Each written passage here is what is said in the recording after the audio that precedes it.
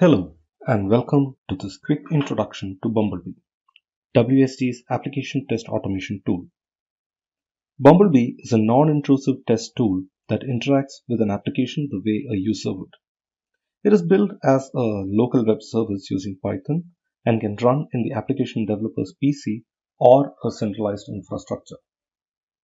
In this video, we will be focusing on the operational aspects of Bumblebee, and we will look at how a developer can install Bumblebee, develop tests, and use it to run regression tests. Since this is an executive introduction to the execution flow, we will not be going into the nitty-gritty details or even the selling points of Bumblebee. Bumblebee is released as an archive via Artifactory. To set up Bumblebee, you just need to download the archive, extract it to your PC, and execute a one-click setup script, and you're all set to go. To spin up Bumblebee each time you want to use it, you run a single scheduler script, and now you can access Bumblebee using your browser. The first thing you need to do is to attach some assets to Bumblebee to execute tests on. An asset is an actual hardware on which the test will be executed, along with the programmer and the COM port.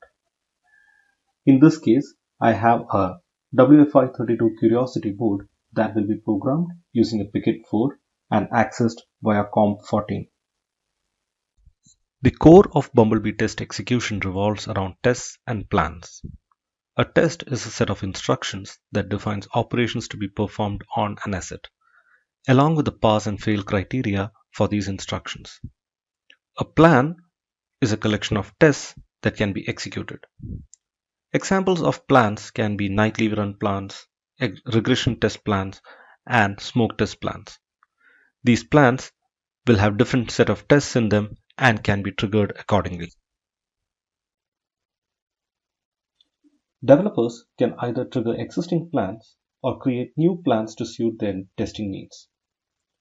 Here, we are going to create a simple plan to execute a single test. The Harmony 3 framework, Wi-Fi technology, and WFI32 device is already selected. Next, we provide the details of the repo from which the application needs to be cloned. In this case, I have it in the staging branch of a Bitbucket repo. I'm selecting the Curiosity platform and the one test I have in my instance. I have just one test here for the sake of simplicity. Then I create the plan by giving it a name. Here we are triggering the plan manually. However, the Bumblebee functionality has underlying REST APIs, and this lets us hook up a trigger to this plan to a Bitbucket webhook or other automation pipelines. Triggering a plan creates a job. A job goes through the test pipeline starting from creating a local clone of the repo we gave to the plan. It is then built and flashed into the hardware. Then the instructions provided in the corresponding test are executed on the hardware. This typically involves issuing a command to the device over UART, and then the output is compared with the pass and fail strings described in the test to determine whether the test has passed or failed. Once all the tests in the plan are executed, an overview report is generated. Bumblebee has an inbuilt test description language and a test editor to create a test. Test creation starts with providing details about the application to run the test on. This includes descriptive parameters like platforms and technology that will be used in listing tests while creating a plan, and functional parameters like the project name and the path to identify whether the application is within the repo. Other details like build arguments can also be passed along with the test definition. The actual test steps are created using a test editor. Developers can either use the visual test editor on the left-hand side or the code editor on the right-hand side to input test details. In this test, we will simply issue a netinfo command to the DUT and see if the string link is up appears in the output. So we add a command array and a test command and then enter the DUT command netinfo and the corresponding pass and fail strings.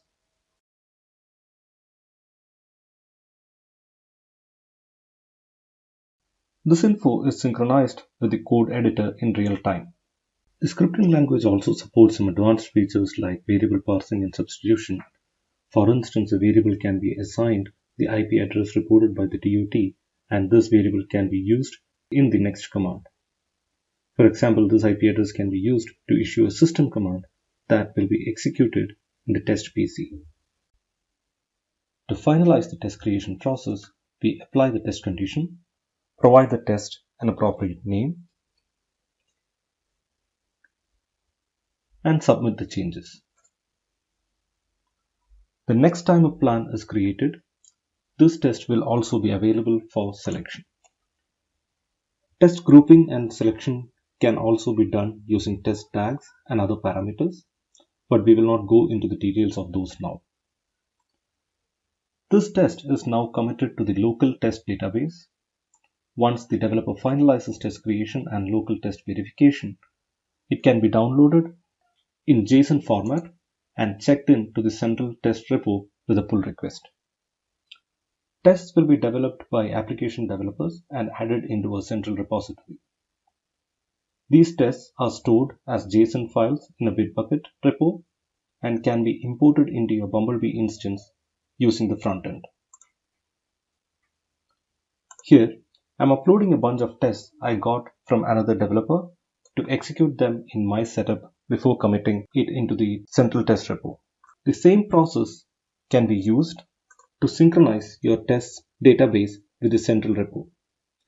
We already have around 200 tests for the Wink and Wilk devices, and we are in the process of adding around 300 more tests for the Rio 2 device.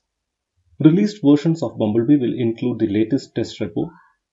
Future versions will have an option to sync tests automatically. The developer has full access to the backend of the instance running out of the PC. This includes the Python code and a UI tool to access the backend database. There is also a feedback mechanism that uploads system-level exceptions to a cloud-based repo for us to monitor crashes and exceptions, and a Jira-based bug reporting system. The feedback button will generate a Jira ticket when the form is submitted.